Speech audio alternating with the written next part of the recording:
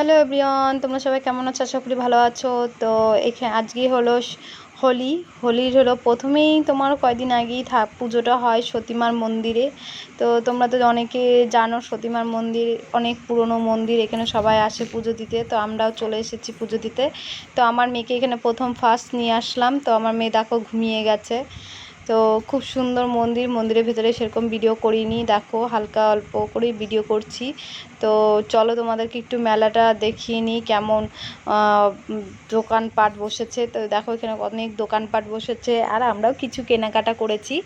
তো তোমাদের সাথে পরে শেয়ার করব আমরা কি কি কেনাকাটা করেছি। তো আজকের মতো এটুকু ভিডিও, আবার দেখা হবে নেক্সট ভিডিও, বাই।